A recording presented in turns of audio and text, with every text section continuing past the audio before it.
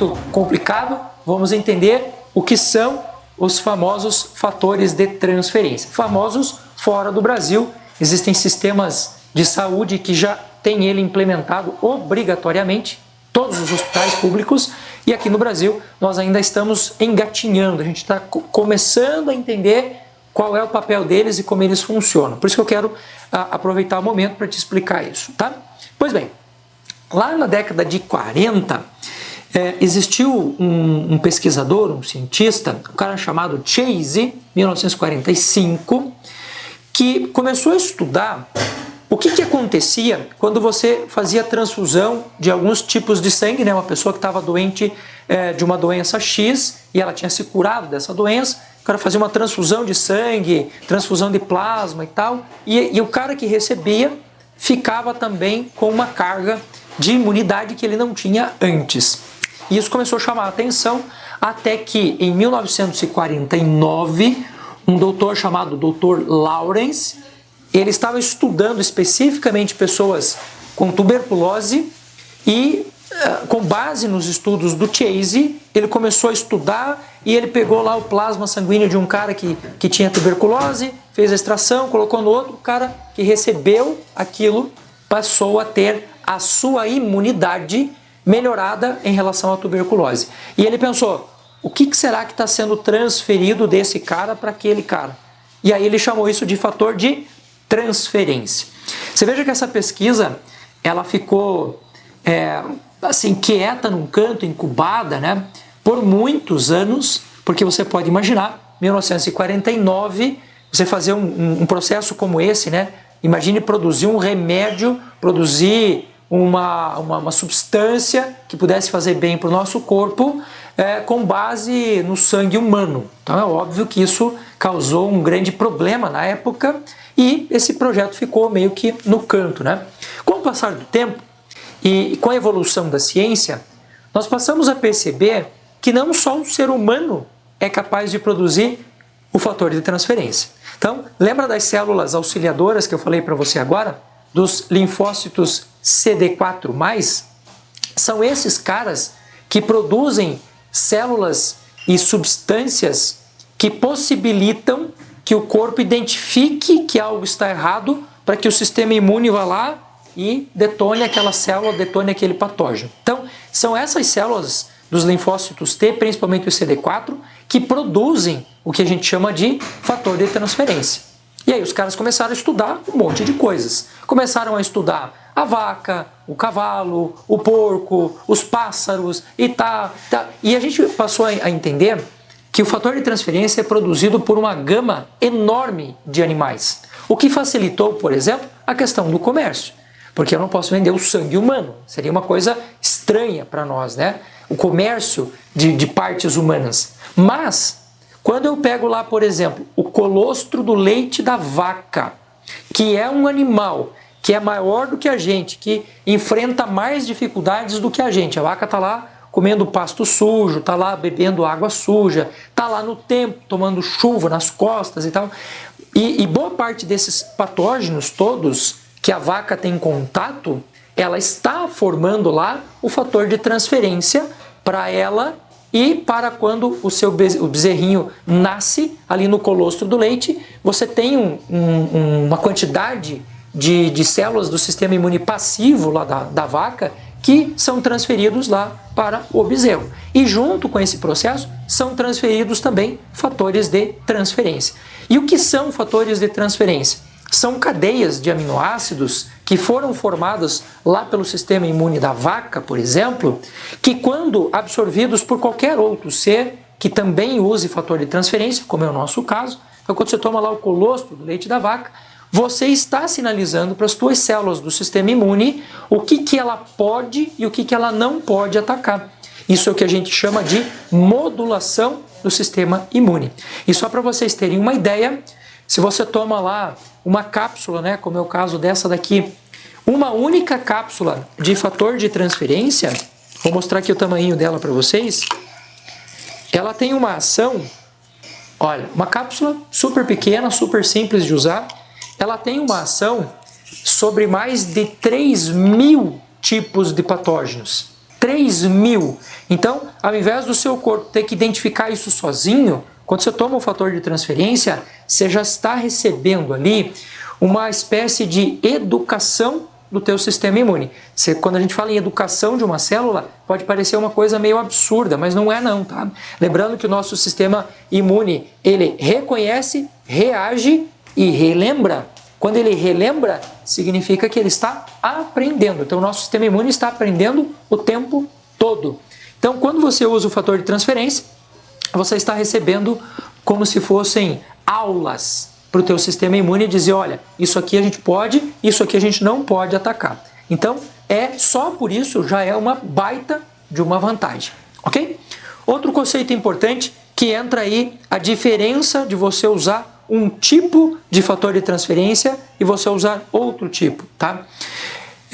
Imagine que você foi invadido por um vírus, né? Como é que o nosso corpo reage? Nós temos uma fase do nosso sistema de defesa que se chama fase de ativação. Então, quando você vai, por exemplo, fazer lá um exame, um IgE de alergia, o que você vai perceber? Que o teu sistema imune, ele reagiu, ele teve uma ativação muito forte. Só que se ele continuar ativando, isso vai gerar pra gente um baita de um problema. Porque você pode ter, por exemplo, as alergias. Uma hiperativação, uma hipersensibilidade a alguma coisa, algo que não deveria causar uma reação tão forte, mas que causa, como o pólen de uma flor, por exemplo, pode gerar em você uma alergia. Ou você pode gerar uma doença autoimune, que ao invés de ter uma hipersensibilidade a quaisquer tipos de patógenos, o corpo passa a fazer um combate às suas próprias células, que gera psoríase, que gera queda de cabelo, que gera problemas no intestino, artrites, artroses, rinites e assim por diante, tá? Então essas doenças autoimunes, elas muitas vezes acontecem porque há uma ativação absurda do teu sistema imune e esta ativação ela não para. Por quê? Porque a sequência do processo é ativa, regula, resolve. As pessoas que têm alergia têm só ativação. As pessoas que têm doenças autoimunes têm um processo de ativação muito forte. Então o que a gente costuma fazer em relação ao uso de fator de transferência?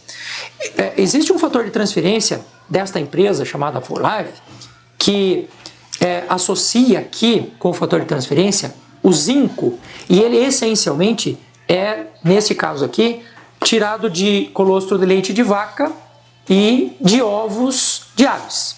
Então, o que você está fazendo quando você toma o Trifactor Zinco, por exemplo? Você está fazendo essencialmente uma modulação desse sistema. Então, pessoas que têm dificuldades com hipersensibilidade ou são pessoas portadoras de doenças autoimunes, é uma ótima solução para ajudar a fazer esta regulação e a resolução do processo.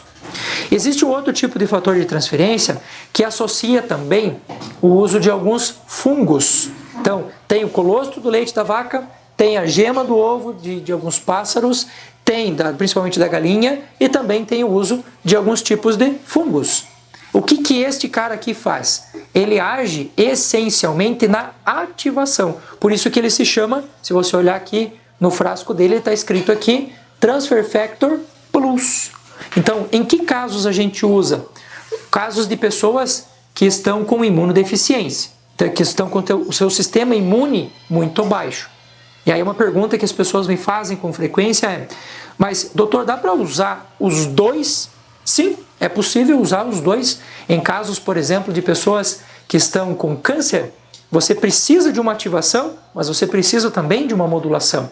Então, dependendo a critério do nutricionista, porque ele é um suplemento alimentar, ele não é considerado um medicamento, né? Então, não é só o médico que pode indicar.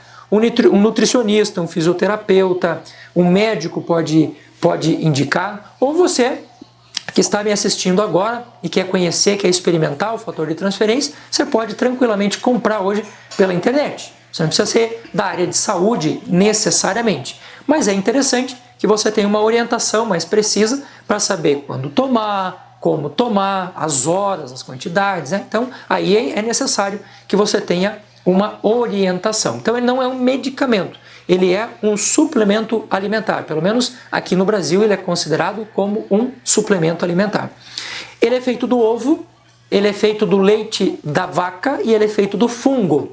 Professor Júlio, e as pessoas que não podem usar esses produtos porque tem algum tipo de reação, algum tipo de hipersensibilidade? Então, existe até no rótulo dos produtos aqui um indicativo, né, porque a lei brasileira nos incentiva a pôr isto, que diz lá, olha, pessoas alérgicas contém glúten, contém lactose, contém esses derivados todos, né, que podem ser alergênicos. No entanto, essas moléculas elas estão quebradas numa fração tão pequena, eles são nanopeptídeos, que eles já nem se configuram mais como uma proteína do leite ou como uma proteína do ovo, por exemplo. Então, desde a década de 40, né, quando foi entendido, quando foi descoberta a ideia do fator de transferência, até hoje nós temos pouquíssimos, raríssimos casos que mostraram algum tipo de situação alérgica. É óbvio que a gente tem que cuidar sempre, né? Mas a fração dele está tão pequena que o corpo já nem reconhece mais como uma fração de uma proteína. Então ele pode ser consumido tranquilamente, sem grandes problemas. Quais pessoas não devem usar fator de transferência? Não devem usar. Pessoas, mulheres grávidas, principalmente até o 3º mês de gestação, porque quando você faz uma hiperativação do sistema imune, o sistema pode identificar na criança um patógeno e a pessoa pode ter um aborto por conta disso. Então, mulheres grávidas não devem usar, salvo sob orientação médica ou nutricional. Pessoas que fizeram transplante, que estão, portanto, usando imunossupressores intencionalmente. Então, se você está baixando a sua imunidade intencionalmente, não faz sentido que você ative ela, não é verdade? Pessoas que estão tomando imunossupressores para doenças autoimunes, por exemplo, é interessante usar o zinco, sempre com acompanhamento do médico ou do nutricionista, para não ter problema, mas é também um conjunto de pessoas que tem que tomar um pouco de cuidado, não deve, por exemplo, tomar o Plus, deve tomar o Trifactor Zinco, que vai fazer modulação do sistema. Mas, via de regra, se você está usando imunossupressor, somente com orientação médica. E crianças podem usar desde pequenininhos. No entanto, como a criança está num processo de formação, de amadurecimento do seu sistema imune, não é tão interessante que você use o fator de transferência, porque ele vai acabar substituindo a função natural daquele sistema imune. No entanto, em momentos em que a criança está com uma gripe, com uma virose, precisa de uma boa ativação ou precisa de uma regulação, tranquilamente pode ser utilizado por quaisquer pessoas que não tenham essas condições que eu citei agora, tá? Então, dá para tomar sempre, professor? Dá para tomar sempre. Eu tomo todos os dias, todos os dias. Eu, minha família, as pessoas que estão mais próximas, a gente toma todos os dias. Por quê? Porque eu quero manter o meu sistema imune sempre reguladinho, sempre pronto, tanto que eu estou há muitos anos sem pegar um único resfriado. E uma das questões que eu atribuo a essa estabilidade na minha saúde é justamente o uso do fator de transferência, tá bom? Então aqui está uma explicação bastante rápida, sintética, mas acredito que você já tenha com base nisso um conhecimento suficiente para poder dizer, puxa, agora eu já tenho mais um aliado a cuidar aí da minha saúde, a manter o meu sistema imune em condições de reação, de reconhecer, reagir e aprender, ou seja, relembrar aquela situação que o teu sistema combateu ali, tá bom? Então, beijo no coração, espero que vocês tenham gostado do vídeo e se você achou interessante, conhecimento parado não leva a nada, conhecimento parado